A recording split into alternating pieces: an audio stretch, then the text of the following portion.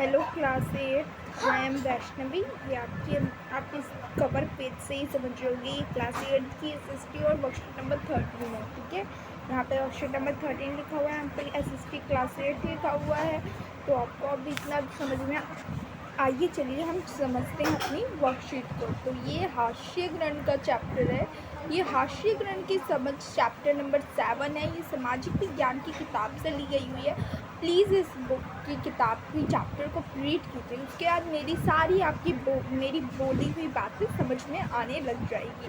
And आप ये भी समझिए कि मैं आपसे 2-3 साल बड़ी हूँ। मैं 9th क्लास की गर्ल हूँ, तो आपको 8th क्लास का समझाती हूँ। तो इसका मतलब, और आप ये भी जान लीजिए कि कितने भी टीचर अच्छे समझाते हैं, मैं नहीं बोलती कि टीचर अच्छे समझाते हैं, बट जो भी वो चीज़ पढ़ के निकला होता है और वो चीज़ समझाता है ना, तो उसका ज़्यादा उसको समझ में आता है। ठीक है, तो इसीलिए मैं ये 8th क्लास की समझाती हूँ कि मैं पढ़ के निकली हुई हूँ और मुझे पता है कि कैसे कैसे ये सब होता है।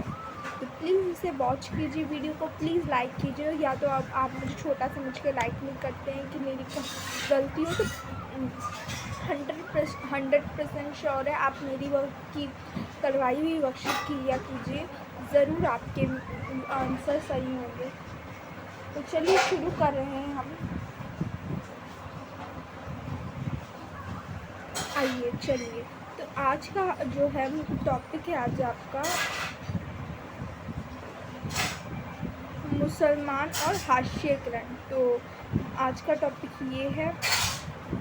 एंड मुसलमानों के आर्थिक व सामाजिक हास्यकरण के कई पहलू हैं, और अब हम शुरू करते हैं। तो पहला है, दूसरे अल्पसंख्यकों की तरह मुसलमानों के भी कई रीति रिवाज और व्यवहार मुख्यधारा के मुकाबले काफ़ी अलग हैं। तो सब नहीं, लेकिन कुछ मुसलमानों में बाबरक लंबी दाढ़ी और फेज टोपी का चलन दिखाई देता है। बहुत सारे लोग सभी मुसलमानों को इन्हीं निशानियों से पहचानने की कोशिश करते हैं। इसी कारण अक्सर उन्हें लगता अलग नज़र से देखा जाता है, जबकि कई दूसरे अल्पसंख्यक जो होते हैं, मुसलमानों की भी अपनी रीति रिवाज होते हैं और उनकी खुद मुख्य भाषा तो अलग अलग काफ़ी होती है। सब नहीं, लेकिन कुछ मुसलमान जो होते हैं वो उनकी लंबी दाढ़ी होती है और फेक टोपी होती है। ठीक है, जो दिखाकर वो चलते हैं बहुत। और फिर बहुत सारे जो सभी मुसलमान इन्हीं निशानियों से पहचाने जाते हैं, जब उनके लंबी दाढ़ी और फोज टोपी होती है, उसी के निशान से बहुत लोग उनको मानते हैं ये मुसलमान। इसी कारण क्या होता है कि अक्सर उन्हें अलग नज़र से देखा जाता है।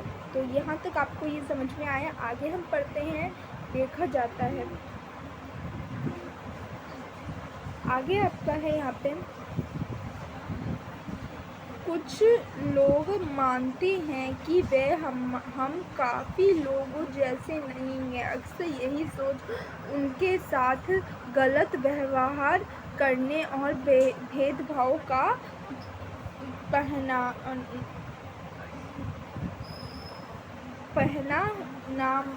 बना दिया जाता है।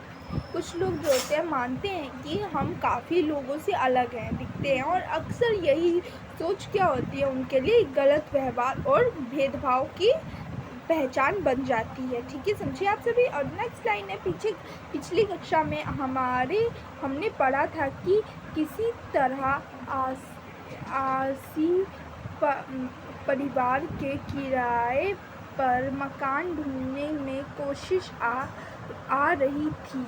मुसलमानों के इसी सामाजिक हास्यकरण कुछ स्थानों में वे जिन्हें इलाकों में पहले से रहते आए हैं वहाँ से निकाला गया है। इसी अक्सर उनका घेटोआइजेशन होने लगता है, घोटोनाइजन होने लग जाता है। ये आप ध्यान रखिए कि वहीं से निकलने लगे, जिन्हें अक्सर घेटोनाइजिंग होने लगे।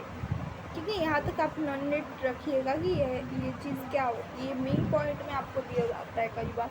कभी कभी यह पूर्वग्रह घृण और हंसी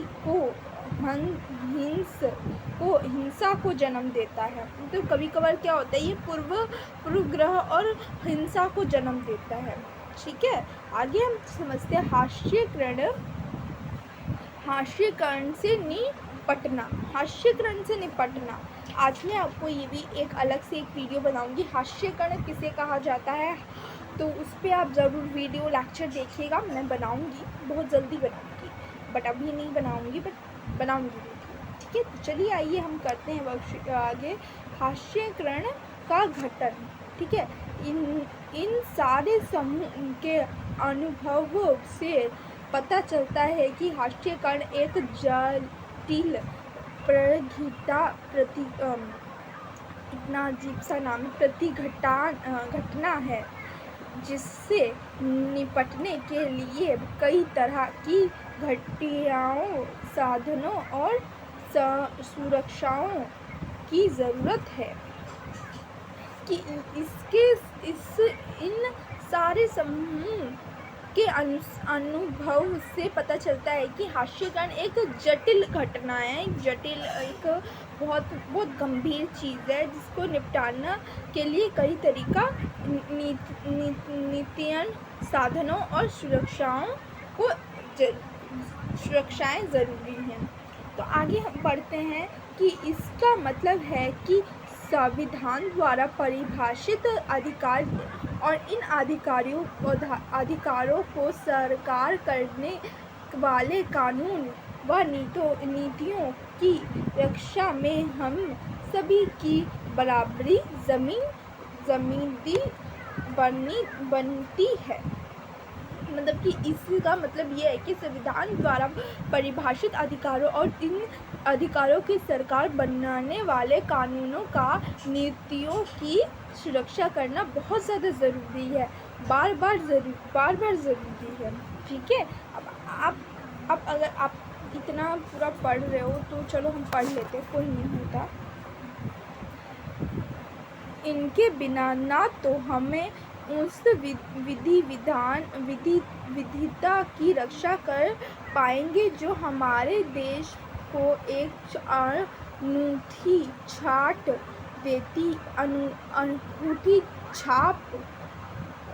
देती है, और ना ही समानता के प्रति राज्यों की प्रतिबद्धता के सरकार का कर पाएगी।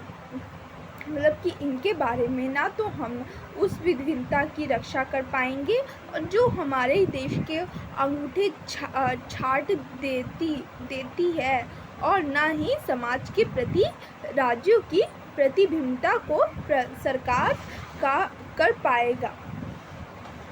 इसके बावजूद हास्य समुदायों का जीवन भी बदल जा सकता है और बदलता है।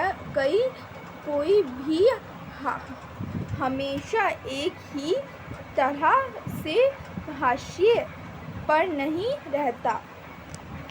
हास्य समुदाय अपनी संस्कृति विधि विधान बनाए रखने चाहते हैं और साथ ही अधिकारों, विकास और अन्य आविष्कारों में बराबर का हिस्सा चाहते हैं। इसके बिना ना तो हम उस विविधता की रक्षा कर पाएंगे जो हमारे देश में अंगूठा छाप का समान प्रति राज्य प्रतिनिधित्व होता है। इसके बराबर हास्य समुदाय का जीवन भी बदल जाता है और बदलता है, और कई बार हमेशा एक ही तरह हास्य पर नहीं रहता।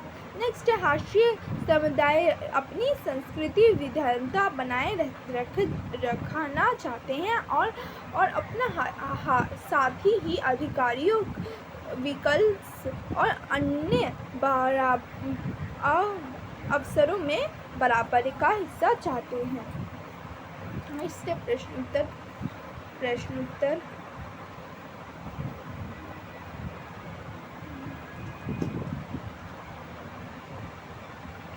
पहला प्रश्न है, घोटाइजन से आप क्या समझते हैं? मैंने बोला था कि आप ये अब ये देखिए, होर्डियाइजन से आप क्या समझते हैं?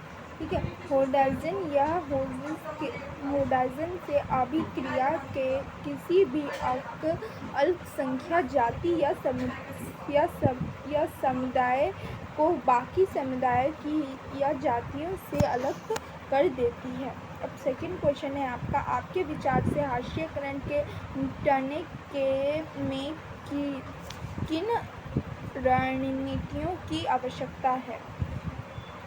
तो फिर आपका आंसर है यहाँ पे, हमारे देश के प्रत्येक नागरिक को यह सुनिश्चित करने की आवश्यकता है कि सभी नागरिकों के मूल्य के अधिकार सुरक्षित है।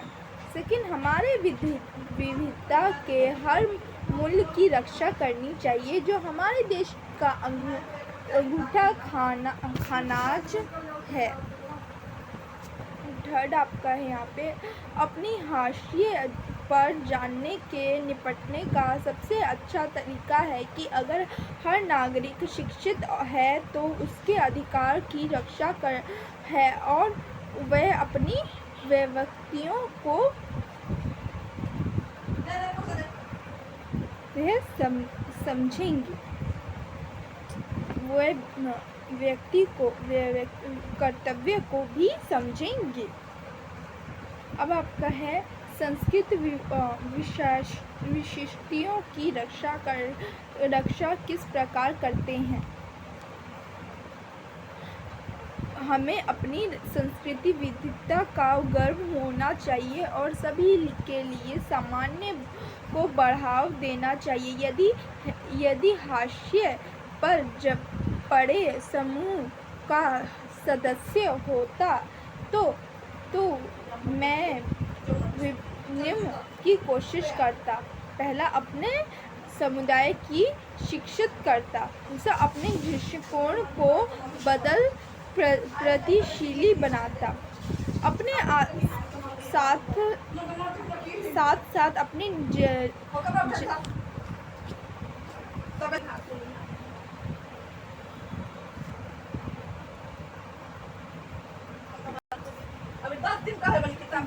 साथी को